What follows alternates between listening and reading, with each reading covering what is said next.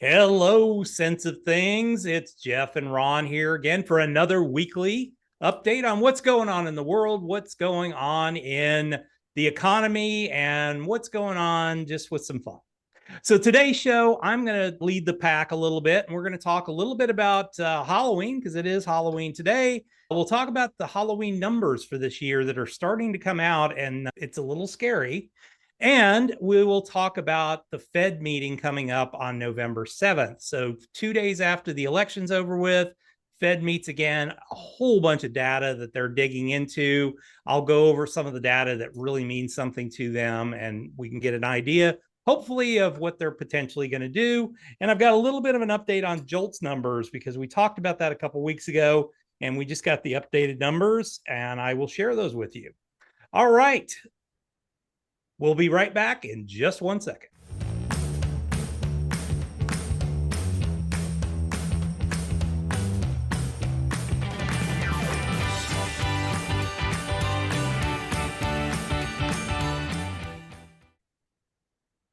Hey, everybody, it's Jeff and Ron here. Hey, Ron, how you doing, man? Good morning. It's Halloween. Halloween. Christmas stuff's coming out tomorrow. Yay. Oh, yeah, it's already out. But yeah, Halloween, my holiday where my house stays dark, the windows are all closed, and we watch. So you're the Grinch of Halloween. Yeah, no, we watch Mel Brooks' brain not working, Young Frankenstein tonight. So 1974, good flick. 1974, and in honor of Teri Garr, we just lost her this week. In honor, tonight we shall toast her with Ovaltine. So terrible. Yeah, terrible. One of the most beautiful ladies and funniest ladies I've ever seen. Loved her in Mr. Mom. That was one of my favorite movies with Michael Keaton. Great movie with her, Mr. Mom. I think her Young Frankenstein will always be my favorite one with her because she was hilarious. A lot of people don't know this. She actually was in an episode of Star Trek. She was only, I think, 19 or 20 years old. Huh. That's awesome. I wonder if Shatner hit on her. Who knows? I don't think she was ever in MASH, but it seemed like everybody else was. All right. Oh, when you're on TV for 11 years, you never know. Yeah, right? You're going to roll through a whole bunch of people during that time period. Let's kick us off here real quick. Let me share my screen, and we will take a look at what is going on in the wonderful world of Halloween. Just get this to slideshow mode. And can you see that? There it is. All right, it's getting there. All right. Okay. Back in the day, before pumpkins became jack-o'-lanterns, they were turnips. And I just, to quote Kanye West, huh? At least you quoted him and not the other one. Yeah, I know. No. I always got the two of those guys confused. Yeah, I did too. And this is the good one. The other one is just a freak. All right. Samhainophobia is the fear of Halloween. I have heard that one before. You know what? I didn't even go into the derivation of the word to figure out where it begins, but that's something y'all can look up. But it is Samhainophobia is the fear of Halloween. 50% of kids prefer chocolate candy for Halloween compared to 24% who just like candy and 10% that like gum. So what's your favorite? Polling Ron? Kids, are they actually like getting a real sample there? Come on. Yeah. The thing is, yeah, maybe they may poll kids, but it's okay. I never really had a choice. They just tossed whatever into 10% prefer gum? Yeah. Over chocolate or candy? Get over out chocolate or just regular candy at 10%. There's weird kids everywhere. So Halloween, we covered this a couple weeks ago. Halloween is the second highest grossing commercial holiday after Christmas. However, this year estimates are that spending is down almost 25 or more percent from previous years. So Halloween is not what it was when we were kids. I remember my mother growing up in Brooklyn. She used to come back to the house 3 times because her bag was full with candy. Wow. You got to remember, she probably went to one apartment building, came back, went out again. But yeah, Halloween is not what it was. Yeah, no. It was so funny because I see this all the time. We were rewatching I can't even think of the movie last night. But we were rewatching it, and the kids are walking around with 3, 4, 5 bags, and I'm like, I just remember having the one little pumpkin And once the pumpkin was full, we went home, man. My dad was like, "No, you're done, dude. Hey, You're a we little did it fat old kid. You school. don't need any more. Yeah, you don't need any more candy." We did it old school. Mom gave us a brown shopping bag. Nice. A brown shopping Yeah, bag that or was it. a We didn't do pillow anything cover or fancy. We had a brown something. shopping bag. That was it. Once your shopping bag is full, you're done there, Well, buddy. look, my mother was smart. She wanted to reuse the bag. She Yeah. knows, she knew. My mom's Polish. We only use the brown shopping bags for luggage. Oh, Waste them on the good hey, you stuff, said it. I didn't. I don't know, man. That's terrible. All right. But you did double So, bag it, of course. of course, yeah, it's what you had to do. And then your lock through it was just like a master lock that went through the paper bag and just shop it, throw it on the This sounds plane, like a baby. bad George Carlin joke. What is the Fed considering before November 7th? So Here we go. the Fed, of course, skips their meeting in October prior to the election and not making any decisions. So the next potential interest rate decision is November 7th. Of course, the last one we know in September, they dropped it 50 basis points. I haven't The even day looked after the at election. Yeah, haven't looked at the betting markets at this point. When we start to look at the data that they're going to be looking at, first off, GDP this week came in at 2.8% versus estimates of 3. PCE came in 2%, which was in line with what I see as the estimates.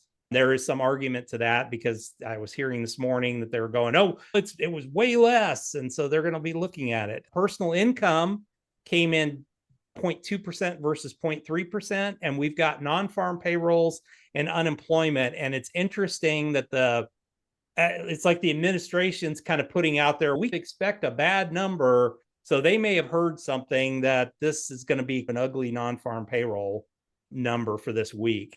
A lot of things that are big on the Fed's on their agenda are coming in below or in line.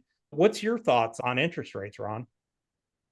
I said in the beginning of the year, of course, we all expected either a major pullback or a possible recession, even shallow this year. I Yeah. said 1 to 2 rate cuts. I said that in the Yep. beginning of the year. I still think that's the case. So I don't know whether that's going to be next Wednesday or December, but I will tell you, we were both shocked. I was Yeah. floored at a 50% rate cut in September. I thought if Yeah. they were going to do it, there would be 25.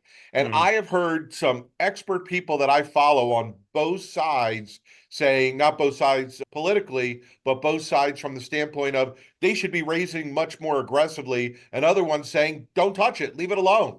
Yeah. And I'm listening and you're hearing cogent arguments. And I'm just saying, at least one more rate cut before the end of the year. I don't know Mm. when or how. But again, with your numbers, I don't know what that necessarily means when you put it into the Fed crock pot as far as Yeah. what it's supposed to produce. I don't know. The thing that I'm seeing is, and you see it with a couple of other numbers from previous weeks, like PPI and CPI. PPI and CPI came in 1.8%. That's below the Fed's target. I can clearly see, and I may sound like a complete idiot here, but I could clearly see another 50 basis point cut at this Wait, point in one meeting or over the in one next meeting. two? I could clearly see that happening in Holy November crap. because I think they're behind the 8 ball at this point, and I think they realize they're behind the 8 ball because things are slowing massively fast. If we look at the JOLTS number, so this JOLTS number, actually, this is a little bit farther. It's not really showing this month's in here, but this month, last month, it was at 8. This month, it came in at 7.44. So the job openings are cutting down fast. And usually you have a little bit of more job openings towards the end of the year because people are trying to get things in place for the next year. And this has been on a precipitous drop for 2 straight years now. And I think, and we're getting to the point where we're actually below the trend where we were at before the pandemic and everything else, and then the recovery. We're heading below that number, and that's not the trend to be on. If you're a trend follower, that's higher or lower lows and lower highs are not the place you want to be in a lot of cases. Well, and the other component into this is going to be next Friday, the jobs number. Yeah, this Look, the SOM rule triggered the next month. I think it was flat. And now the next month, if the unemployment precipitously ticks up, I agree with you on the 50% rate cut. But here's the interesting thing. There was a big run up into that September meeting with that 50% rate cut. Look Yep. what happened to the 10-year. Went from 3.6, 3.7. It's at Yeah. 4.3 today. That shocked a hell of a lot of people. Yeah. That tells me if we get another 50% rate cut, we could be headed back to 5. And I Yeah. think that would throw a lot of things for a real loop, especially mortgage rates that got all the way down to about 6%, has Mhm. now jumped back up to 6.7, 6.8 again Yeah. And on the popping those 30 above year. 7 again, that's going to put the brakes on the housing market again and sales and everything else. Yeah. It's Yeah. interesting because that short end, we went from a wildly inverted yield curve to whap the other way around, and it's getting higher and higher up from the 10-year and beyond. So Well, and that, that's that's that the was smart what money in people town saying things are not as good as you might think. And that's what a lot of the key experts, that at least I follow, have been Yep. saying for 2 years. You just don't know when. They said it's not when the yield curve inverts, it's when it reinverts to the Yep. upside, Yeah. right? And I got to tell you, all that is starting to come to fruition. We just don't know when potentially there may be a true break. Look, we're Mm. due, if not for a 5, we're definitely due for a 10 to a 15% pullback in the Yep. market, which would be healthy for people to add new money in for Mm. the next leg up. We Yeah. cannot continue at the angle of the trajectory that we're in right now Yeah. because it's not healthy. It's not Yeah. healthy. Look, it looks great for all of our client accounts. They're all happy. Some of the ones that have been around the block a few times, like you and me and older, they've been worried for over a year, Yeah. They've been worried for 2 or 3 years at this point. but more so in the last year. Yeah. That's what I Yeah. found.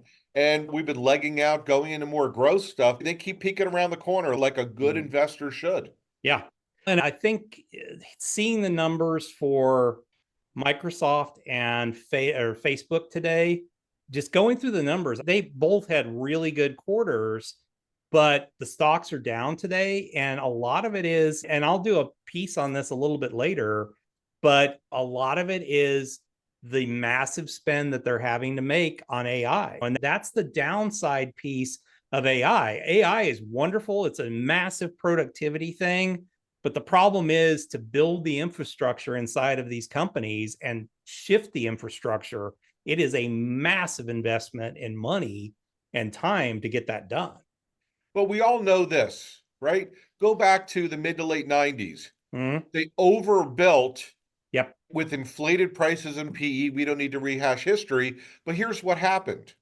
By the time we got into the early 2000s, all that build out was now antiquated technology. Yeah. Right? So now there was more of a spend for data centers and chips. And what happened with the internet too? We went from 14.4 baud to 28 baud to 64 baud. Oh, we can now do, remember, the ISDN lines. Then Yeah. eventually cable came in. So there's always an evolution. What Yeah. happened to the old technology? Right? That goes Done. out the window. But also, what happens with new technology many times? It's cheaper than what it was. I remember when you paid $10 a gigabyte for memory. Yep. You Yeah. you could spend $10 now and get like an 8, that's for a megabyte. You could get an 8 gigabyte thumb drive or whatever. I don't Yeah. even know what they cost now. I So just this put, is what's going to I have happen. They're I had a spending all computer this here. money now. They're spending all this money now on this technology, which may be antiquated in 3 to 5 years, and they're going Yeah. to keep spending, but they're printing money and they could do it. I have a computer here in my office that was an old computer that I had that I'm using just for another project. I put a 1 terabyte solid state drive for $75 into a Dell and could have put, I think I could have put upwards of 3 terabytes for Oh, $75. It's insane. what would I that have remember cost? buying You a got to one look it up. terabyte Go drive to that AI cost and me do it. What would that have 100. cost 25 years ago? You say you spent $75? I bet you that was 10 grand Oh yeah, and I or couldn't have more. even found. Yeah, first off, I couldn't have found more than like a 512 solid state drive up until 3 years ago. Now all of a sudden you can buy a 3 or 4 terabyte. I'm like, good lord, I could And put. I don't think solid state was available 20, 25 years. No, no. And that's the new thing, and that's what's really making it much more realistic. You can grow it faster when you don't have that manual drive anymore. But yeah, the reality is, yeah, it's changing. But I personally think that the investment that they're making in a lot of this is, yeah, it costs a lot, but it can massively improve your company. It allows you to handle massive amounts of data. But guess what? They'll make money at the enterprise level. We all agree. They'll even make would. money at the mid-market level. That's a given. Yeah. Where they really want to make the money is at the consumer level. Yep. I don't see it. I don't I don't see see it. it yet. They have to prove it to me Yeah. in time. Look, how many people like stopped wearing watches because they had the phone for the time? Now Yeah. people are wearing smartwatches now. Yep. That's fine, but it took time. So they're Yep. going to have to prove to me that they're going to be able to monetize the consumer, that they're going to use AI. Hey, Dick Tracy in 1947 had a watch that he could talk to. It only took until 2023 for that. Yeah, what happened there? The government black ops got with him because the technology was way too ahead of his time. Yep, that's it. Took him out. You've not seen Dick Tracy since. Same people that took out JFK, you know that. Yeah, exactly. Of course, the Dick Tracy franchise was taken down by Warren Beatty. So, I mean, you didn't like that movie? Oh, yeah, I'm sorry. I'm thinking of Bugsy. I love Bugsy. Bugsy was Dick great. Warren Beatty doing Dick Tracy. If Dick Tracy was ever going to have a comeback, the most uncool person you could possibly put in that chair is Warren Beatty. Listen, you know why he did that movie? I have no idea. He was dating Madonna, so he got suckered into that bad boy. Yeah. Here, we're going to put you in the worst movie that's ever existed and will literally kill your career. Which he was probably at the tail end of his Hound days anyway, so. That's true. Yep.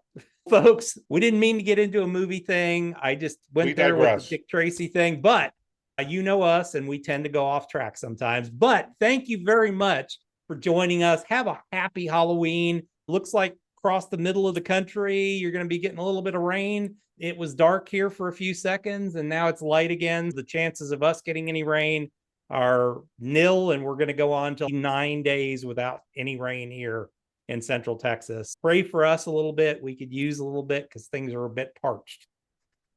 So thanks a lot. Make sure you subscribe to the channel and we'll see you back here the very next time.